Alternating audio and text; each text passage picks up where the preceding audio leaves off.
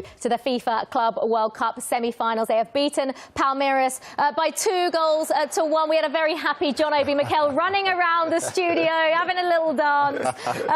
Chelsea got there in the end, and at this stage it doesn't really matter how it comes. They're through to the semi-finals. We are through to the semi-finals. Fantastic, fantastic goal. It was a deflection, but right now at this stage of the tournament, it doesn't matter how it goes in. A goal is a goal. We are into the semi-finals. Fantastic. Into the semi-finals, where, by the way, it's set up lovely to play Fluminense. There is a little reunion of Chelsea and Thiago Silva. So that's a lovely little storyline that's come out of this, isn't it? Imagine the stories behind this. No, Thiago Silva playing against his own team. This would be like a good game to watch that.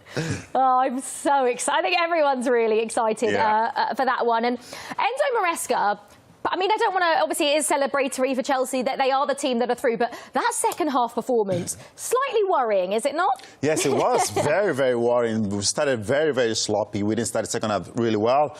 Palmeiras, of course, we talked about it in the second half that they were very, very poor. And they didn't come out in the second half. They started to play better. They became more aggressive, you know, in the first ball, second ball. They started winning everything. And we sort of play into their hands as well, the way they wanted us to play. And then they got that goal, which then they started to dominate the game, but eventually, of course, we're so lucky with that goal and to put us 2-1 up. Yeah, Palmeiras a little bit, like John Obi says, unlucky, weren't they? I mean, they played so well that second half, but obviously they left themselves with a fair bit to do because of how poor they were in the first half. Yeah, in the first half they played so poor. They don't create so much opportunity. They had only one opportunity with like the left back Vanderland, and then in the second half they get it better. They get a more attacking on the final third. They score a good goal with Estevan, but it still is not much yet. No, that's the difficult for Palmeiras. They don't have a good tournament of this. They try to fix, the coach tried to put the team in a game and again, put it like a Paulinho in a game, but they not clear enough. That's why they get out of the league. Yeah, should we have a look at the winning goal then? Because, I mean, I feel like we should start with the winning goal just because, obviously, that's what's happened and it came so late on in the game. And it was, what did you make of his performance his performance today was really, really good. You know, he was everywhere. He plays sometimes, he drifts into the midfield. And, you know, keeper doesn't want to see this again. But we've had some awful goalkeeping today, though. And as well, Palmer's goal as well, we can say Sanchez would have done a lot better. But this man here, he had a really, really good time. So question his performances, but today he was absolutely fantastic. I mean, yeah, Weberton in goal, who largely, you know, he's had a very good tournament. I mean, the Brazilian sides have all been very good defensively, but like John says, he won't want to see that again. Well, he should have saved it. Yeah, his cup is a good tournament. Also, a couple of years ago, he saved a lot of balls for Palmeiras. Unfortunately, that one, we expect like a goalkeeper save that ball. Yeah. But he doesn't save. After that, he have a good save on a shooting for the Chelsea player. But that's what happened. No? When you make mistake on that games, it's cost a lot. Yeah, no credit to Palmeiras. The second half, they came out and they were very aggressive. They knew what they wanted, how they had to approach the game, how they needed to come into the game, and they did that in the second half. Obviously, they were very aggressive with the ball. They dominated the ball, and they did get the goal, which then we had to go on to try to win the game again. What did Chelsea not do in the second half then? Because like we say, they knew that Palmeiras were going to come out in that second half and not be anywhere near as bad as they were in the first half. So why didn't Chelsea adapt? Why couldn't they quite work out what Palmeiras were doing? Because we just couldn't control the game the way we controlled in the first half. You know, we lost possession of the ball. There was a lot of sloppy passes. We were giving the ball away very cheaply. And as well, I think Palmeiras as well, they started getting into some altercation in the game, you know, fouls here and there. That's the way they wanted us to play. So we kind of lost concentration of how we dominated the game, but that's how they wanted us to play. But then, of course, they came back into the game, which is not what we wanted. But I genuinely think, you know, with that goal, we were very, very fortunate. All right, let's have a look then at the goal that did get Palmeiras level, because Kleberson, it had to be Esteval, didn't it? Has to be him. What a goal he scored on that position. His first touches are really good on the ball. As soon as he's taking touch, and then he get in his space, and I don't know if you see the goalkeepers step out of the post, but the shot is perfect on the goal. No, but the keeper, Jesus, Sanchez, you can't be beating in your near post. He wasn't even defending the near post. I don't know what he was doing or where he was going, but take nothing away from Gustavo. Fantastic finish, but keeper, oh my God, Sanchez. Do you think Sanchez, I mean, he was inch perfect from Esteval, and he had a very good game. I thought he was involved in everything good that Palmeiras did. But do you think Sanchez should have done better? Oh, yeah, that one is, of course, because if he stay in the post, he can save that ball. I don't know why he's taking some step on the other side and then let the kids shoot it and go. We need a top goalkeeper. I've said it so many times. We need a top goalkeeper if we have to win trophies. And for me, I've said it so many times, I don't think he's that goalkeeper. We need another top goalkeeper to be able to start winning trophies. Yeah, I think a lot of Chelsea fans would probably agree with you in that sense as well. Well, Cole Palmer scored a beautiful goal to put Chelsea 1-0 up. And we can get some post-match reaction from him now. Cole, really great first half. Your goal was brilliant. Can you take us through that moment? Yeah, we've been working on it in training, and when I just seen a space, so I went there. How proud are you of your team's performance tonight? Yeah, very proud. They gave everything today, and we got a great result. What was the messaging at halftime? You knew that Palmeiras was going to come out strong. What was your coach telling you guys to do? He was just saying keep calm, keep doing lots of passes, and we should be all right. I saw you talking to Esteval post-match. Obviously bittersweet he scored, but exciting that he's coming to your squad, right? Yeah, you can see he's a top player, so we're excited for him. Well, thank you guys so much. Good luck in the next round. Well, isn't that just classic Cole Palmer? We love hearing from Cole Palmer. We're not quite sure what Tosin was doing there. Was he a bodyguard? Bodyguard, maybe. You don't often hear from players that don't play, but it was nice to just get his reaction there. Yeah. That is classic Cole Palmer. He doesn't say very much off the pitch, but he does all of the talking with it on it. Oh, yeah, on the field, he did a lot of good stuff, especially in the first half, the goal that he scored, the quality that he has, no? And then to see like he's talking with Stephen after the game was brilliant. It's brilliant because that's the new players when arrive in the club. You're gonna be like, oh my God, I already have some friends to push me to get better. Yeah, and you could tell. Obviously, Palmer said there. You know, you can tell that Esteval is a brilliant player. Let's go back to the Cole Palmer goal, because this is what Chelsea fans have been waiting for. You know, his first open play goal since January 14th. But this is classic Cole, isn't it? Yeah, this is classic Cole. Played in his favourite position where he likes to play, right in the middle there as a number 10. But this goal here, first touch, just takes him away from the defender. And of course, the run from Delap as well that take the defender away. But fantastic finish, composed finish, and just slots it down there in the goal. But it's so nice to see him back in the score sheet. That's where we want to see Cole Palmer right in the middle of everything. Because when he plays in that midfield position as a number 10, that's where you see the best of Cole Palmer. That's where it affects the game a bit more. So it's so nice to see him today playing his preferred position. But again, this pass here from Chalobah, just there, and that first touch takes it away from the defender. And what a finish. I know he makes it look easy, Kleberson, but how tough is that? Just to do what he did, to take that ball there, turn, and even just take the extra touch. It's really difficult because he almost like back to the goal, no? And then he had to turn with the ball, and then now he's looking and say, okay, where is space to go, no? And then he's taking touch, and then he makes a good goal. Yeah, it's that half turn, isn't it? Sometimes, you know, top players, they know, they can feel, they can see what's behind them. He doesn't have to look around way too much to see if anyone was behind him.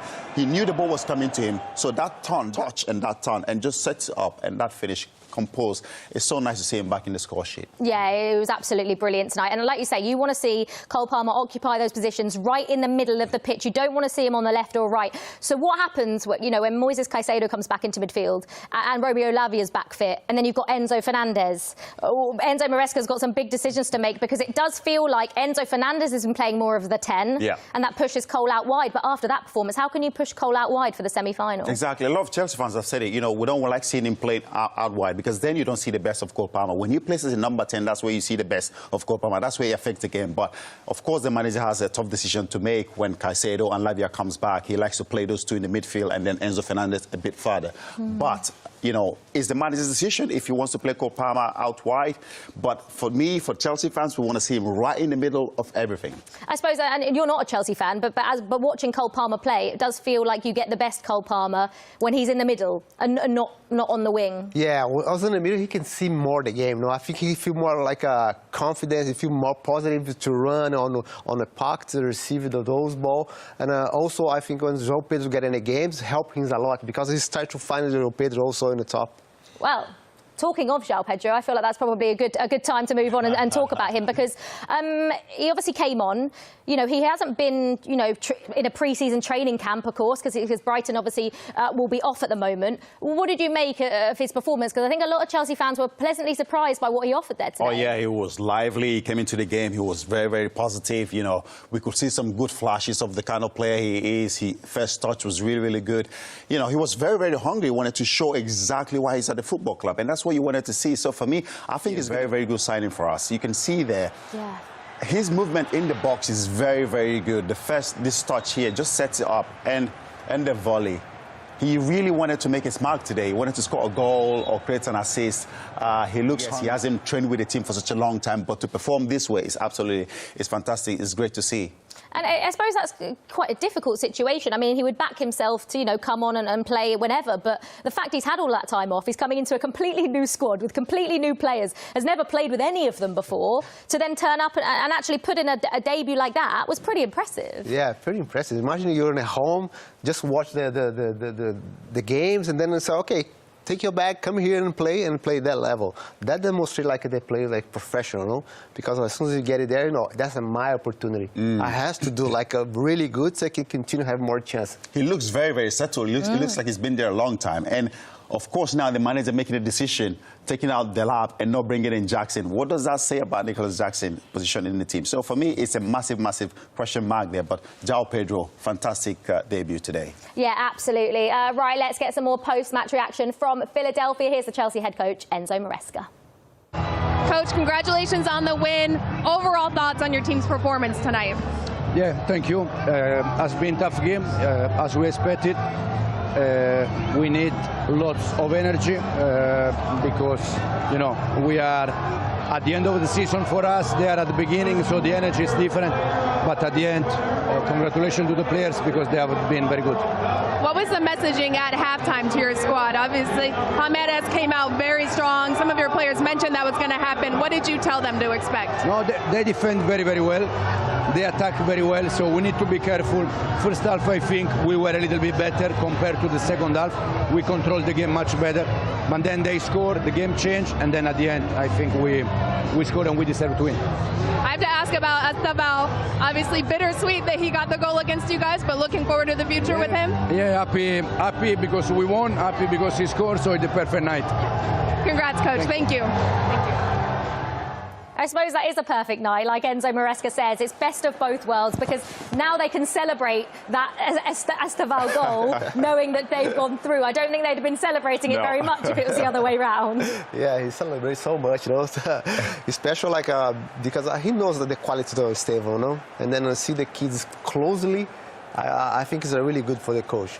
Yeah, he's a really good player, fantastic player, great left foot as well. He likes to whip in those crosses very early. And you know, he can dribble past players. He looks sharp, he looks like, you know, he's hungry, he wanted to prove something, and he did that today. Yeah, absolutely. Right, we're going to take a short break now, but do not worry. He scored against his future club, and what a goal it was. Chelsea edge past Palmeiras to reach the Club World Cup semi-finals, but it's 18-year-old Esteval stealing the spotlight before he even joins. Welcome to Sport Lab. Let's unpack the chaos from Miami. Chelsea beat Palmeiras 2-1 to book their place in the Club World Cup semi-final, but the storyline was far from straightforward. Cole Palmer opened the scoring with a calm finish in the 16th minute, continuing his rise as Chelsea's creative force. But the moment of the match, no question, Esteval Willian, the teenager Chelsea have agreed to sign for £52 million, slammed in an outrageous equaliser, against the very team he's about to join. His tight-angle finish off the bar had fans buzzing. The winner came in the 76th, when Malo Gusto's cross was turned into his own net by Palmeiras defender Gi Agustin. Esteval's goal wasn't just brilliant, it was poetic. A farewell to Palmeiras and a teaser for what Chelsea fans can expect next season. It also came at the expense of Levi Colwill, who Esteval burned for half a yard before unleashing the shot. At just 18, the Brazilian is already being compared to the likes of Vinicius Jr. and Endrick, and Chelsea's long-term gamble might just pay off. Elsewhere, João Pedro, Chelsea's £55 million signing from Brighton, made a lively debut. He didn't score, but his movement and energy stood out. Sadly, Liam Delap and Levi Colwill will miss the semi-final after picking up yellows, and Reece James pulled out during warm-ups with yet another injury setback. Standouts: Cole Palmer, once again proving he's Chelsea's most consistent attacker. Estevão Willian, a highlight reel goal and a confident performance. João Pedro, promising debut despite no goal. Who struggled? Liam Delap, looked shaky and ineffective before being subbed. Nicholas Jackson, not even in the squad despite returning from suspension. That raised a few eyebrows.